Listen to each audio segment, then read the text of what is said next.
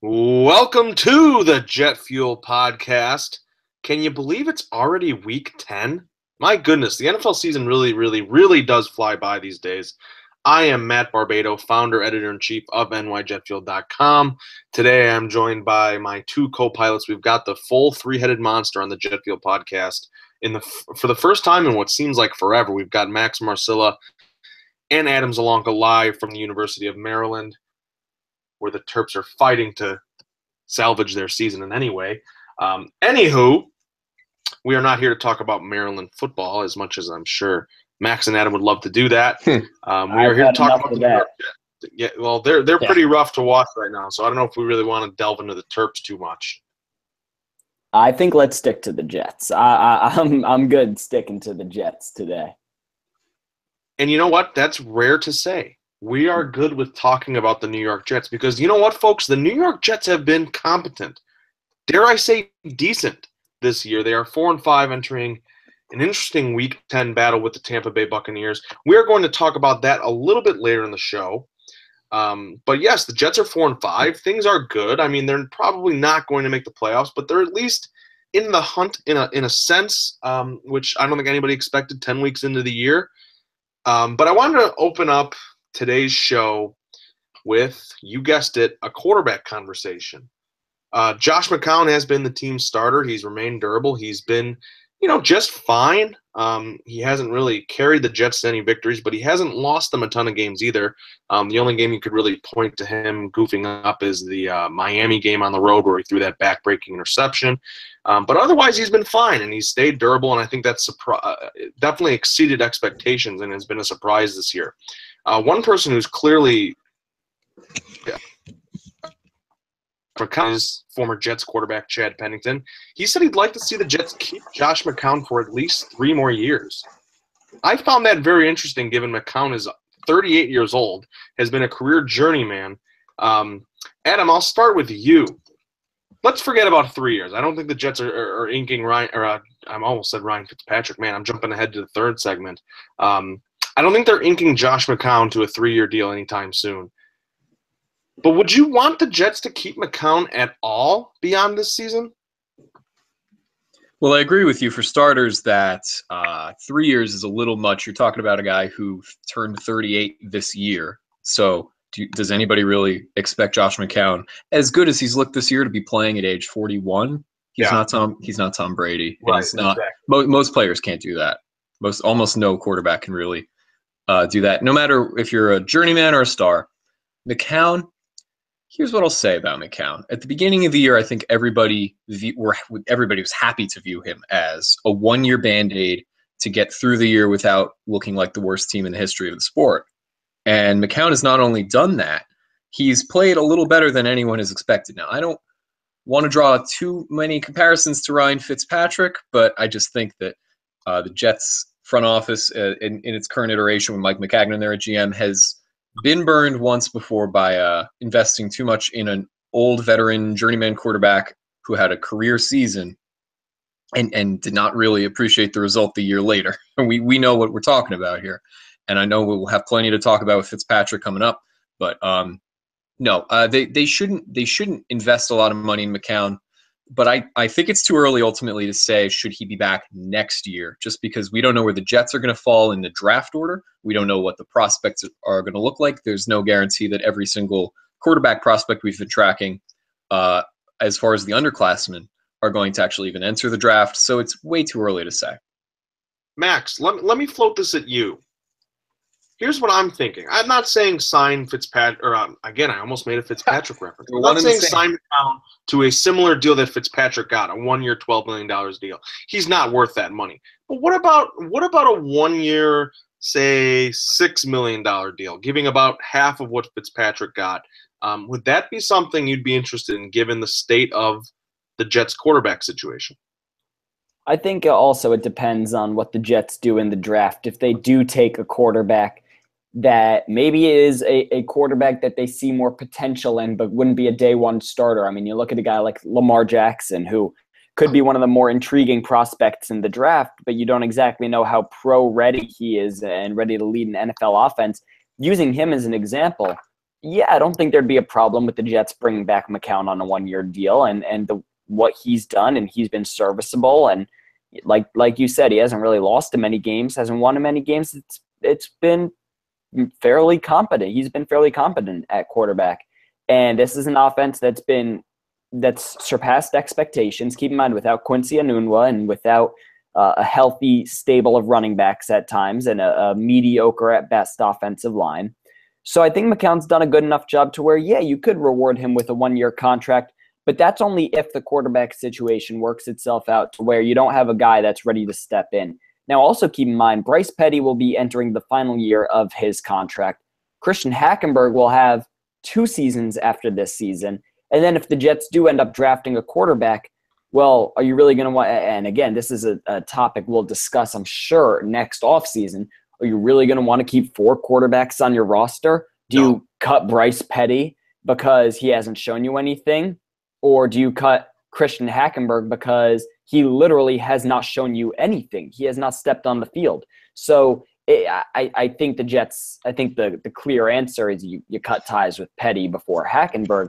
But at that same time, how do you know what investments to put in a draft pick versus what investments to put into Hackenberg versus if you do give McCown that contract? So it's an interesting dilemma, and I don't think I would be opposed to bring McCown back on a 1-year deal, but I think that really depends on what the Jets do in the draft and or how they view Hackenberg or Petty going forward. Yeah, I agree. I mean, I think it's tricky. Again, the Jets are in another quarterback dilemma. It seems like, guys, how many years in a row has it seemed like we've talked about this very subject? Whether it be Fitzpatrick, McCown, do they get a veteran? Do they go with a rookie? It's just like this endless cycle. And while I think the Jets need to definitely learn from their lesson with Ryan Fitzpatrick, and Josh McCown's an even probably riskier case because he's older and he's much more injury prone. I don't have a problem with floating a little, 1 year, $4 to $6 million deal for McCown, because you know what? I'm not saying he's going to take this team to the playoffs, but I'm saying if you do draft a rookie, if you don't get a rookie in the draft, if the quarterback room stays the exact same, you do have someone who can at least competently run an offense. I mean, McCown's got 1,980 passing yards, 13 touchdowns, only 7 interceptions. And the 4 wins he's accrued with the Jets is the second most he's had in a single season in his career. So, I mean, again, there's something about these veteran quarterbacks having career years in New York in their first season. I'm not hitching my wagons to McCown like we did Fitzpatrick. The Jets were in a completely different state just a year ago when they had all those veterans who are now, elsewhere or on the, in the employment line. But I'm not hitching my wagon to McCown, but even if the Jets do draft a rookie, whether it's Rosen, Darnold, Mason Rudolph, Lamar Jackson, guys I hopefully will study a little bit further as the college football season suddenly starts to be hitting its stretch point here. I think McCown is that steadying hand. I think he's, definitely a good locker room guy. I mean, that's something that the Jets mentioned, him bringing to the locker room when he's first signed. It's tricky because we just saw the Jets get burned by this situation. So it's like, you kind of want to be hesitant about it, but maybe it's not the worst thing given the tumultuous state of the position, given that the Jets really don't have anything behind him. Max, to answer your question, if the Jets were to draft a rookie and re-sign McCown, I think Hackenberg's the guy to go. Adam, would you agree with that? That would be a monumental admittance that you really screwed up a second-round pick if you're Mike McCagnon in your scouting department. And I don't know if they've got the humility to do such a thing. So I don't know. Yeah. I don't know if it's as Hackenberg has – it's been disappointing that Hackenberg hasn't even sniffed the field, and he's very frequently not even dressing. Last year and this year, he's sometimes active, sometimes inactive this year. So, yeah, he's not getting close. Now, McCown hasn't given anybody a reason to get close. No injuries so far, knock on wood, to this quarterback unit. And the fact that you've got Petty as the solid second stringer. Yeah, so Hackenberg isn't Deshaun Watson. We all knew that. at this point, right? But I don't know if that means Hackenberg doesn't even make the roster next year. I still think it's too early to tell. Yeah, I think that'd be foolish. I mean, I think Bull's saying he's seen enough from his quarterbacks in the summer was a telling statement. Okay, yeah. I really thought that was I thought that was an interesting thing to say. I mean, you know, obviously the Jets were not in a position to make a change at quarterback, but just to hear him say I saw enough from my quarterbacks in the preseason in the summer, I thought that was sort of a damning statement. Yeah, but Maccagnan also said, GM Mike Maccagnan said he's not disappointed with Hackenberg, which, again, you never really know how they feel or what they – but it's just to say you can't really read too much into their comments, especially not just any coach or GM or athlete's comments, but especially with Maccagnan and Bowles, a couple of guys who are pretty boring. The best. Yeah, I mean, it's a good way to put it. I mean, these are not guys that will come out wearing a wig to look like their brother. Shout out Rex Ryan. I mean, these are, Todd Bowles just kind of gets up to the podium and says what he has to say and leaves. And I wouldn't read too much into any comments about Hackenberg, but here's the thing. As I said, you've at least seen something from Bryce Petty. Maybe it's not good, but you've at least seen him.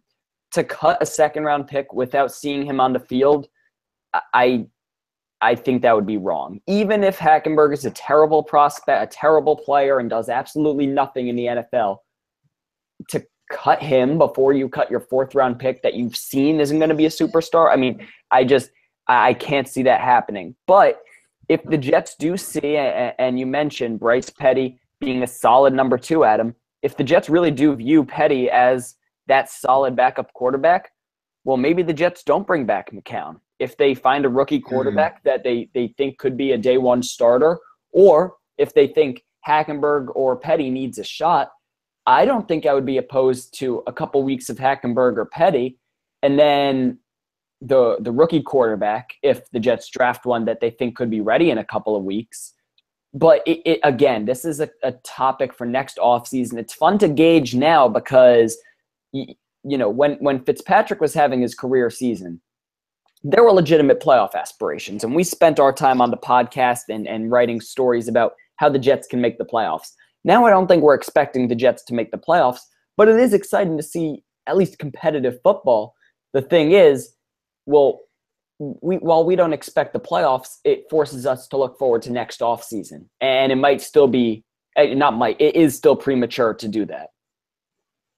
If you were to ask me right now, who will the Jets quarterback be for the 2018 season opening day, I'd have to say like Kirk Cousins. Wow. I just have a feeling about that. Maybe they still draft a rookie, but I don't know. I could see that happening. The Jets are going to have a lot of cap space. I think their plans, I use air quotes for that, plans to sort of get that top 5 pick to land one of those top-tiered quarterbacks. I think that's kind of going out the wayside right now. They're definitely not one of the 5 worst teams in the league as of today, and it's the season's getting old here. They don't really have a ton more games to lose, so they're kind of set where they are here. I don't know. Do you guys think that's crazy? You guys agree with that? And then we'll move on from the quarterbacks after this. But I want to get your take at the midway point of the season here. I mean, I don't know if I would say he's the favorite Cousins to be the quarterback, but yeah, I certainly could see it happening. I mean, they have cap space, and that's a situation where if the Jets do get Cousins, then I think it'd be more acceptable to cut ties with Hackenberg, because you're not cutting Hackenberg to make room for a 38-year-old journeyman if they re-sign McCown. You're cutting him for a guy you're fairly confident is the answer, the next recipient of that quarterback helm. So I think in that case it'd be more acceptable for the Jets to cut ties with Hackenberg. But regardless of what the Jets do with Hack, yeah, I wouldn't be shocked if the Jets get Cousins. I wouldn't be shocked if it was McCown again. I mean, the Jets have plenty of directions they can go for what seems like the 5th, 6th, 7th year in a row. Adam, what do you think? Cousins? Yeah, I don't have much to add to what Max just said. It's a possibility. It's a fun one to think about.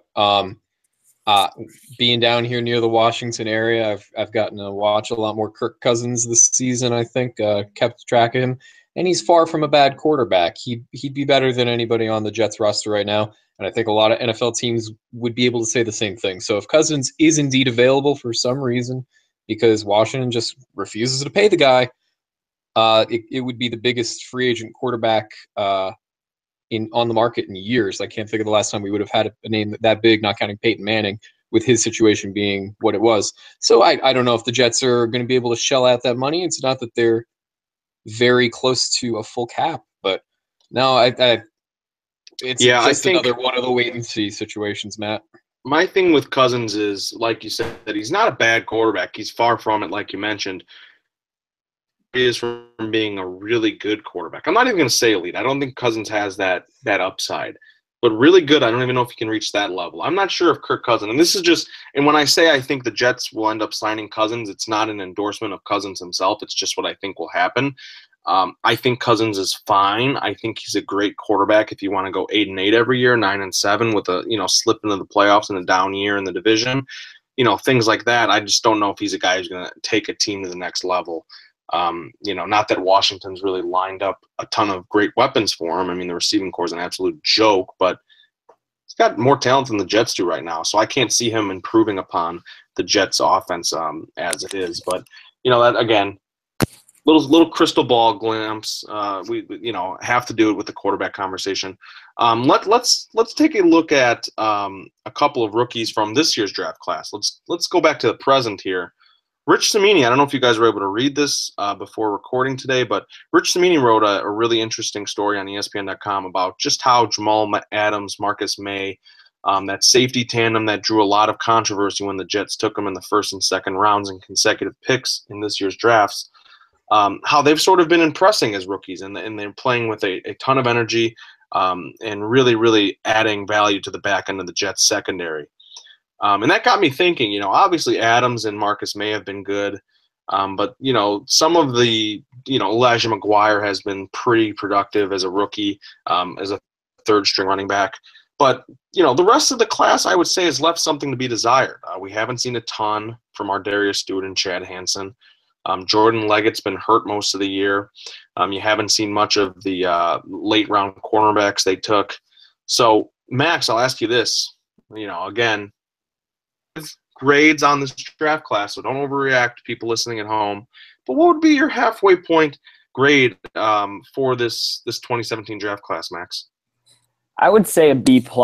And the reason why I'm going that high is because I think Adams and May have both been A's or A+, whatever. I think I thought really they would be studs. I think they are studs. I think they are one of the biggest reasons why this Jets defense has not been as bad as people anticipated.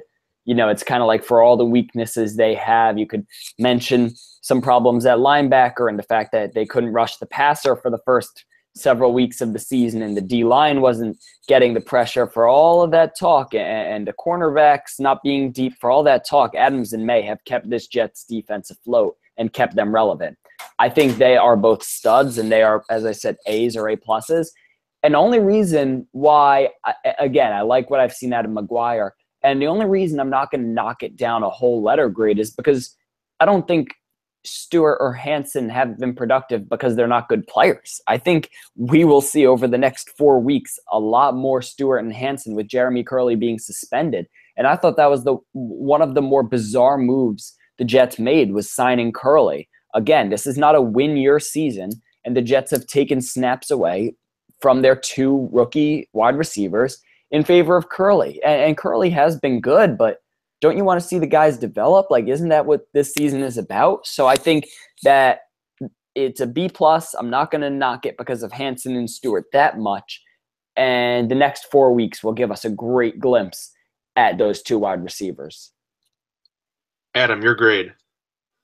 Well, I will go slightly more pessimistic than Max, but not by a ton. I was going to give it a B, just short of a B+. And you guys have covered a lot of this ground already anyway. I do think that it's a bit concerning that both Stewart and Hansen, especially Hansen, have seen practically no time on the field. Now, again, call me in 2 weeks just in case Jeremy Curley, during his suspension, has opened a door for Stewart to suddenly get 7 targets and show off or something like that. I don't know. maybe it happens. Maybe it happens on Sunday against Tampa Bay. Now, I was always in the camp of pick Malik Hooker over pick Jamal Adams, but that was back when I thought, oh, we're keeping Calvin Pryor, So I've done the complete 180. I love Jamal Adams, and not only that, none of us. It's good that we're doing this right now, Matt. Halfway through the season, this is the better time than May 1st to do a grade your draft because you've seen them in action for the most part. You got to grade it right after it happens, Adam. Right? Got to get that content. I am here for that. But listen, we were a little shakier on why they decided to go safety, but Marcus May has matched Jamal Adams stride for stride. And not only is Adams a Defensive Rookie of the Year pick candidate, but I'd argue that Marcus May is also a candidate for the same award. I think you could make a case for May being a Defensive Rookie of the Year candidate.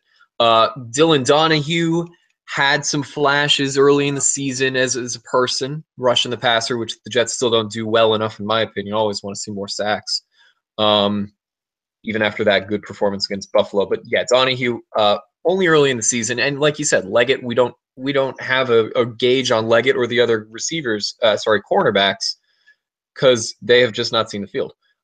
So I will, largely agree with what Max's analysis was here, Beto, but I'm going to go just a little less forward-thinking and optimistic and say so far it's a solid B, buoyed by those top two safeties who have been the best. Oh, and yeah. McGuire. I'm sorry I didn't mention McGuire. You did, Matt, but yeah. McGuire has been the nice surprise of the late-round picks. That's how you use a late-round pick. Certainly. Yeah, he's been really good. I mean, he stepped in with Matt Forte injured, and he's been good. And he's, given the Jets, I mean, it's more of a aggravating platoon if you're a fantasy football owner, but Matt Forte might miss this week's game, and you could have a nice 1-2 punch. The absence of either Forte or Powell doesn't worry me as much because they have McGuire. And you know what? For a 6th-round rookie out of UL Lafayette, you'll take it. That seems to be one of the big steals of their draft class, I would say.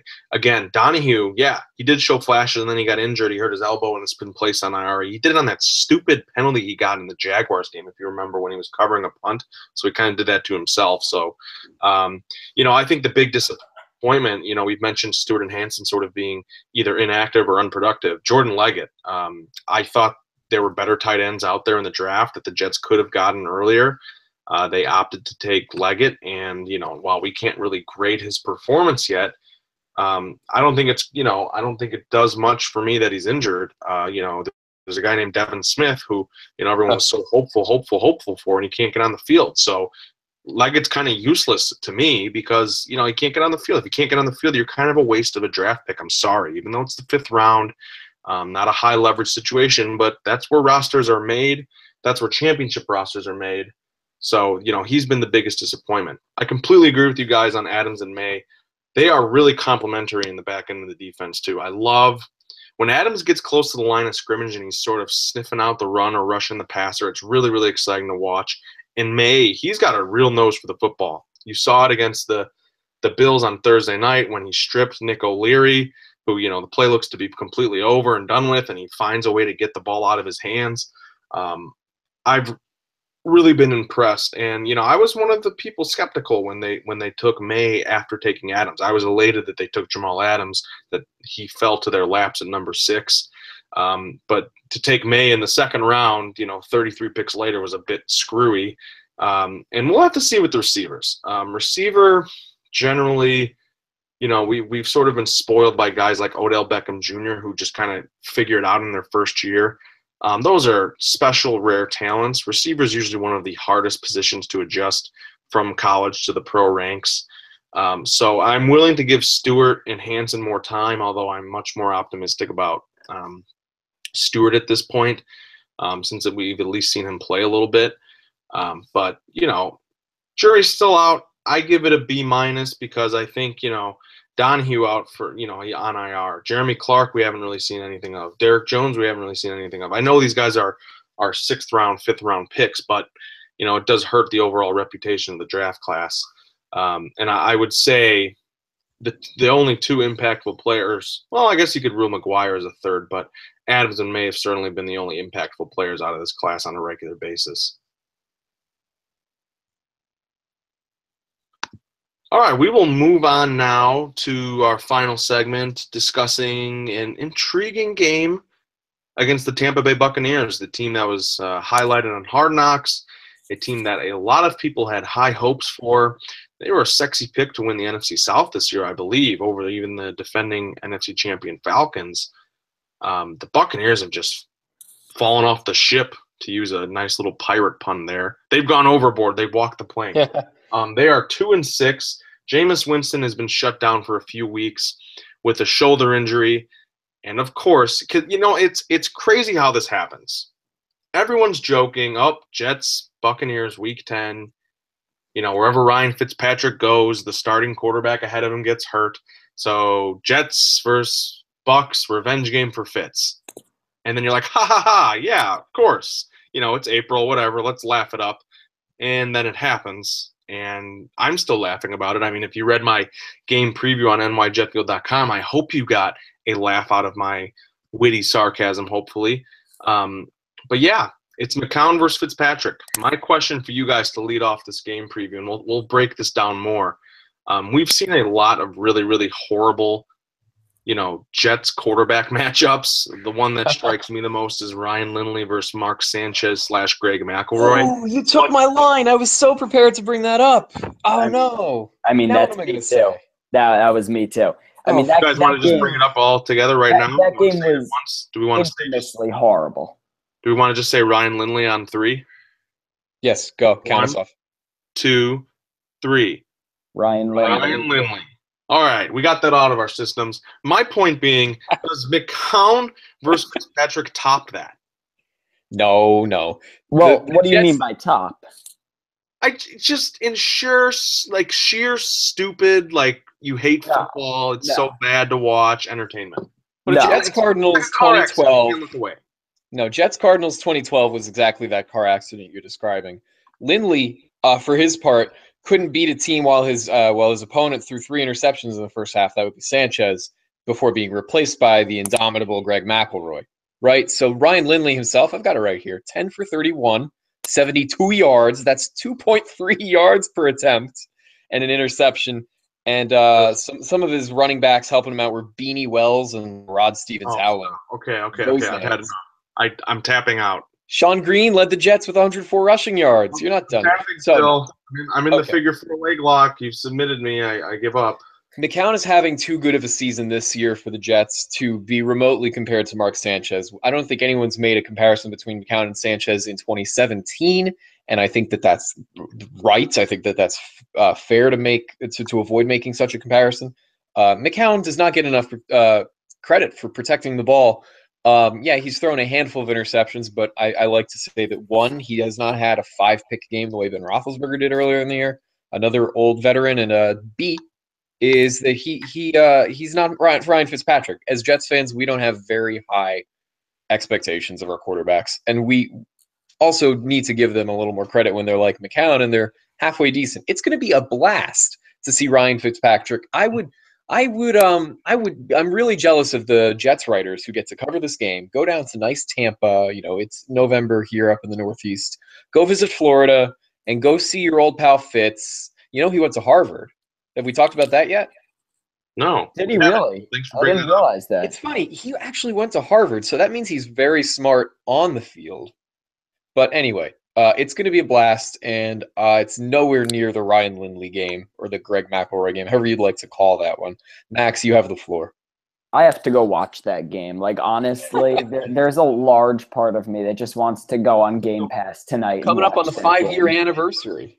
I mean, it's one of the great disasters of professional football in recent memory. It was just one of the worst games. I mean, 2.8 yards per attempt? 2.3 for Lindley. 2.3? I mean, there are Madden games. Conservative passing game, guys. Ever heard of it? There are Madden games where you can get 14 yards per attempt. I mean, that's just unfathomable.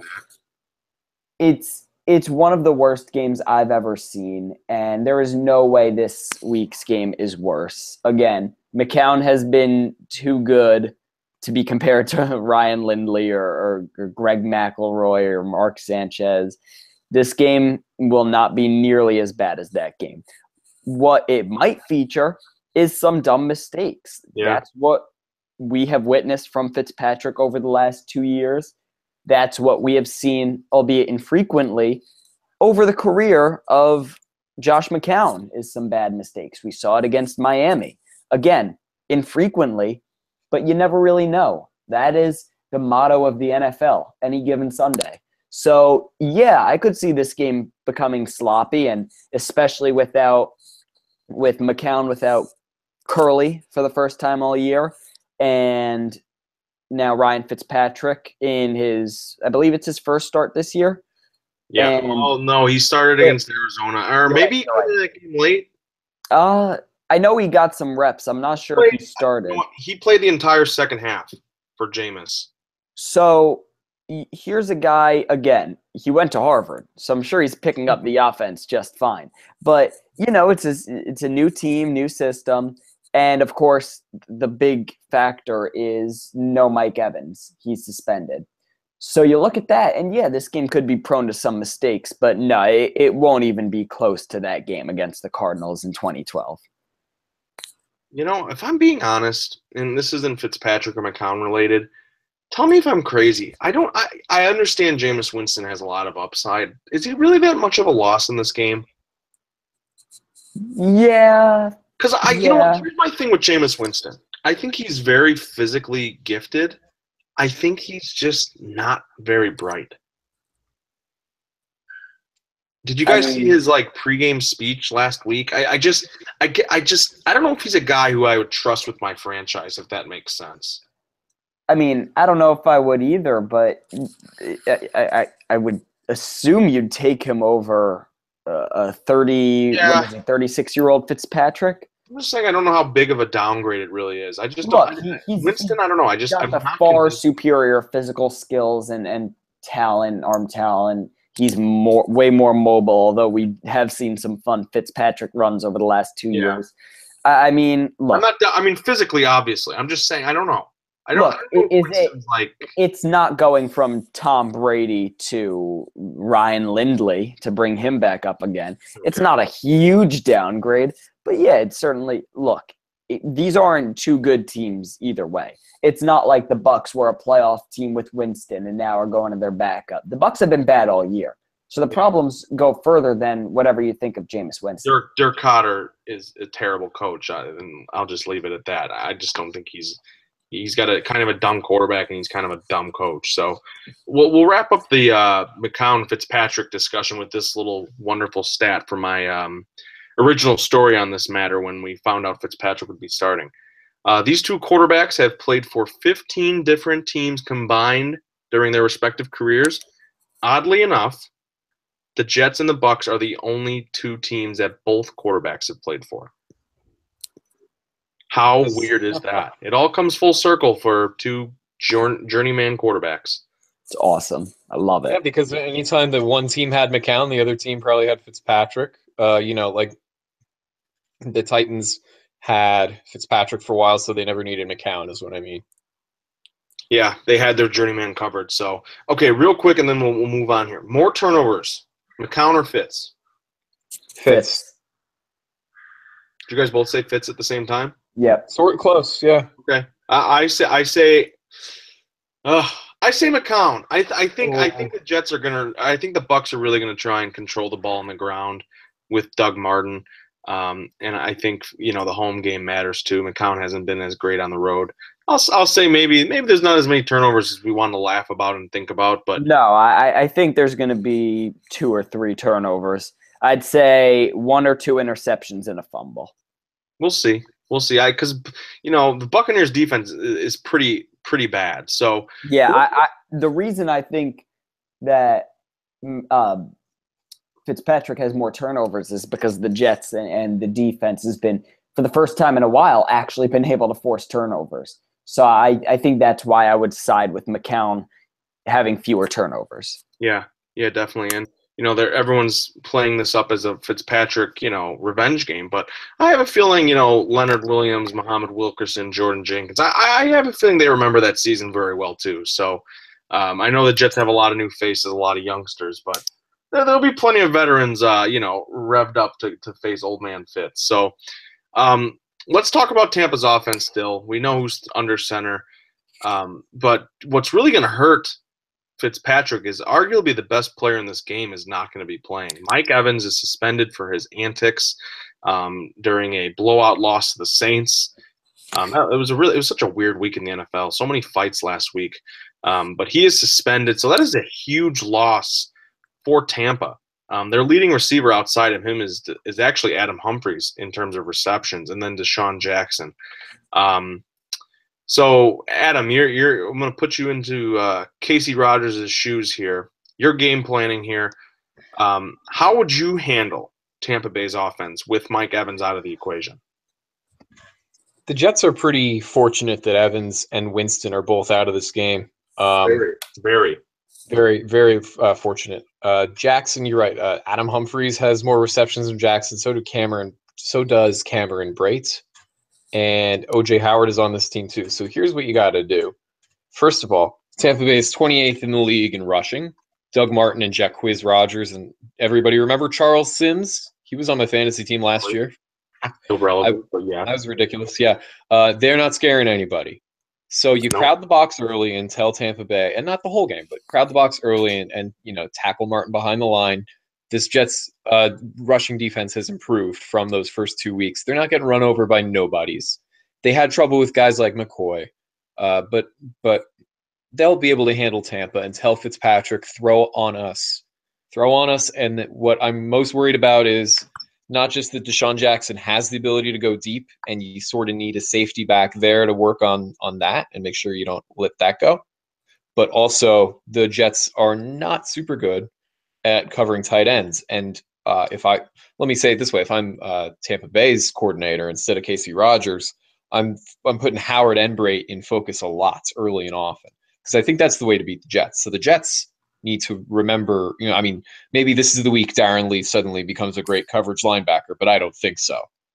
That's kind of what they need to have happen, because I think the best way for Tampa Bay to beat the Jets is tight end passes 12 yards at a time over the middle. They have two good talented tight ends in Howard and Brate. But that's just my 2 cents. What do you think, Max? I would agree with pretty much everything you said. I think that's spot on. The one thing that I think you neglected to mention is who are you going to have cover Deshaun Jackson? And I think that's a role for Morris Claiborne. I think he's been by far, and again, not great competition, but I think he's been by far the Jets' best cornerback. And in a situation where you don't have that 1-2 punch of Jackson and Evans, you only have that one. Well, I think the Jets should put Claiborne on him as much as possible. But other than that, I think you were right on. I believe the Jets will be able to stop whatever running attack Tampa Bay has or tries to have. And I think the key will be, can Darren Lee, can Marcus Maye, Jamal Adams, can Demario Davis cover the tight ends? And I think that'll be a big thing to watch. I think Darren Lee has played 2 of his best games in the last 2 weeks of his NFL career. Still not a great coverage linebacker, but I think that we're starting to see a little bit of growth from Darren Lee. So this could be a big week for him as far as evaluating his progression. Yeah, I think, if there's one guy I'm keying on, I think in the Jets locker room, need to have pictures of Doug Martin posted around the locker room. You cannot let him beat you on the ground. You cannot let Deshaun Jackson beat you with big plays that, remember, last year plagued this team all season long in the secondary. I know it's a completely revamped unit, but those fears still linger. I think Jackson's almost more important, because I think that they might try and just steal the game with a big play or two. So you really have to be leery of Jackson's speed. I get worried about a guy like Darryl Roberts covering him downfield. The Jets might be wise to allocate some safety help on occasion to make sure Jackson just doesn't get by them. Martin's a good talent. I really think he's a good running back. I don't know. I don't know if Tampa Bay really schemes correctly for him, or I don't know if they just get him the ball in space enough. I think they're sort of wasting a pretty talented running back in Tampa Bay. But yeah, the Jets should. I mean, really, they got this kind of served up on a silver platter. They really have a nice opportunity to get after the Bucs. Road game, so it won't be easy, but they do have a good opportunity to get to 5-5, and that would be quite an accomplishment for this team.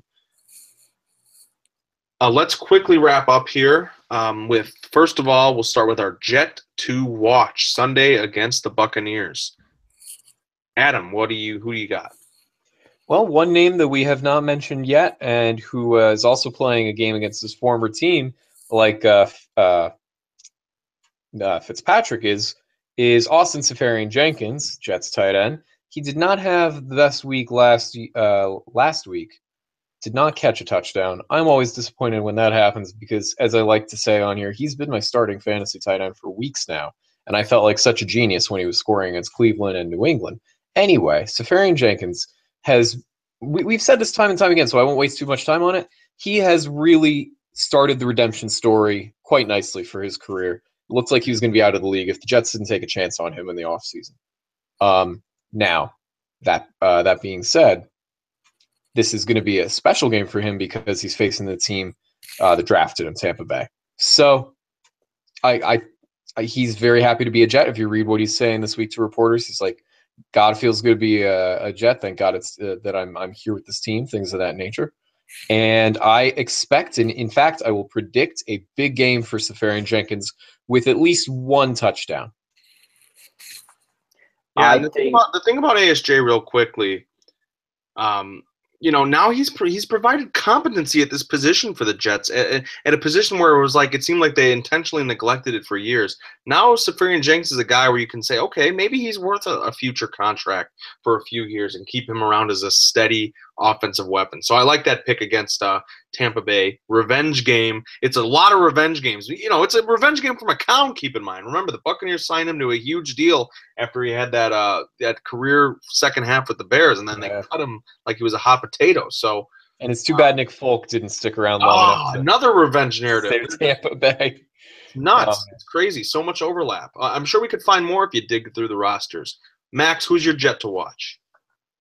Well, I touched on it a bit. I said Darren Lee, and that was definitely my answer. Again, I think you'll get a chance to see him maybe in some coverage against some of these tight ends. I also think that, as I said, he had one of his best games of his career last week against Buffalo, and I think that if the Jets can get an improved Darren Lee and have his speed and versatility on defense as traits that'll help the team, not just individual talents that made him a sexy draft prospect, I think that could be huge for this Jets defense. I mean, you look at the defensive line that's been playing better, especially Muhammad Wilkerson. We already talked about the stud rookie safeties. All of a sudden, you get some performance out of Darren Lee and Jordan Jenkins, and all of a sudden, you have your young core of this Jets defense. Not only do you have them, but you have them playing well. I'm going to go with Robbie Anderson. I mainly want to see if his touchdown streak stays intact, and I think it has a good opportunity to. Anderson has played really well as of late. He's got 13 receptions, 187 yards, 3 touchdowns in 3 consecutive outings. He's really emerged as a vertical threat in this offense. I don't know if he's ever going to be a true starting number 2 or number 1 receiver. I doubt it, but he's got some vertical chops. He's a really, really good route runner down the sideline too. And he's got a good opportunity against the Buccaneers secondary that's allowed 272 passing yards per game this year. It's also a defense that doesn't really get to the quarterback a whole lot. And if you want to talk about, the Jets being bad at getting to the quarterback, the Bucs are even worse. They are dead last with 8 sacks in 8 games. The Jets, what did they have, 7 or 8 sacks against the Bills last week? Yeah. So clearly this unit's been struggling. You wouldn't expect that with an anchor like Gerald McCoy in the interior, but I guess he's only one guy, and the Buccaneers' pass rush has been awful. So there's no excuse for the Jets' offensive line to struggle. There's no excuse for McCown to get sacked more than maybe twice. And I wouldn't be surprised at all if maybe on the first drive or two, John Morton dials one up for Robbie Anderson to try and take an early lead. So that's my Jet to watch. I'll go with Robbie Anderson. And now we will wrap up the show with predictions. So we started with Adam for Jet to watch. So we will start with Max for the prediction. Who you got, Max? For the first time in what seems like a really long time, I'm taking the Jets. I think, believe it or not, they are the better team. I don't know if you look on paper if they're the more talented team, whether you look at individual talent like Deshaun Jackson or Gerald McCoy. But there's absolutely no doubt that the Jets have been the harder playing and the better playing team. And I think the Jets will go on the road and take a win away from Tampa. If I had to go with a score, which I know we usually do, I'm going to go 24-17. Okay. The Jets would not cover. I believe they're 5.5-point favorites. Called 24-20. One of those. Okay, Max has got him covered now. He can't decide. That'll be a one-possession game. Whatever. If you wanted a field goal, a touchdown, it's a one-possession game. Adam, what do we have on our hands right now? I think it sounds like a little bit of a flip-flop Marcilla. No, that wasn't the name. What the hell do we call him? Cop-out Marcilla. It's been too long since he copped out about it. Copping out to the little odds makers, man. Oh, man. I'm a little upset. I'm a little upset because it's so similar to the score I've got written down. I also have the Jets winning this game. I'm pretty convinced that Tampa Bay is one of the very few winnable games remaining on the Jets' schedule this year. It gets very hard from here because they still have to play Carolina, New Orleans, Kansas City, Patriots again. It's not looking too good down the stretch. But this is a winnable game, and I have finally bought in enough to the 2017 New York Jets to think that they'll win a game that's against any other team besides Cleveland. But my score I've got written down is 22-17. Kind of close, 22 just to be a little tricky, like how many field goals are in there, we don't know. But that's about where I'm at. I did not have any prior knowledge of what the spread was. That's not what I usually look up when I decided it would be a 5-point deficit. I just looked it up. I take back my cop-out, Marcilla. The Jets are only a 2.5-point favorite. I was mixing it up with, I think, the Bears-Packers line. So, all right, there you go. 2.5 points. The Jets, but still a road favorite, which is, who would have expected the Jets to be a road favorite at any point this year? Maybe against Cleveland. Yeah. So that's sort of crazy in itself. Well, you guys all picked against the Jets last week against Buffalo, and I was the only one who picked. I wasn't on the show, but I told you guys I picked the Jets to win that game. I'm picking the Jets again, and it looks like it'll be unanimous on the Jet Fuel podcast. I really think I don't think Ryan Fitzpatrick's as good as Josh McCown. I think the loss of I think that the Buccaneers could still very well win this game if they had Mike Evans, because even if Morris Claiborne was guarding him, he's just such a beast on the outside. And that just makes life easier for guys like Brate and Deshaun Jackson to kill you. And by the way, do you know where Cameron Brate went to college? Was it Harvard? It was Harvard. So no! If you're playing a little daily fantasy and you want to go with the Harvard streaming option, Fitzpatrick to Brate. And you know what? Brate's not a bad player either. I know they have O.J. Howard, and he's probably the higher upside guy. Cameron Brate is not bad at all. So, and he's also a Warrenville, Illinois native, so not too far from my stomping grounds. So lots of connections. But I do like the Jets to win this game. I think McCown's just a little bit better than Fitzpatrick. I think the Jets are really going to run the ball all over the Buccaneers, whether Forte plays or not. I think it'll be a steady dose of Bilal Powell, Eli McGuire, and I think you're going to see a Robbie Anderson big player too. And I will take the Jets. I think it'll be a little bit more high scoring. I'm going to go 27-24. All right. And I think the Jets win on a missed field goal because, it would have been perfect for Nick Folk to tie the game, but now he's not there anymore. So it will be a missed field goal that sends the Jets to 5-5. Who would have thought? Who would have thought? It all comes full circle. Well, that will wrap up the Jet Fuel podcast. I want to thank Max Marcilla and Adam Zalonka for joining me. You can follow both of these guys on Twitter. You can follow Max at mmarcilla98. You can follow Adam at Adam_Zalonka. You can follow me at Real Matt Barbado. And of course, if you're listening to the show, you need to follow the site at New York Jet Fuel. Like us on Facebook. Check us out on YouTube too. We tend to do these shows live. So if you're on YouTube and you like our page, I think it'll send you a notification whenever we do a live broadcast. So definitely check us out on there too. And we want to thank you very much for listening to the Jet Fuel Podcast, and we'll talk to you again real soon. Podcast.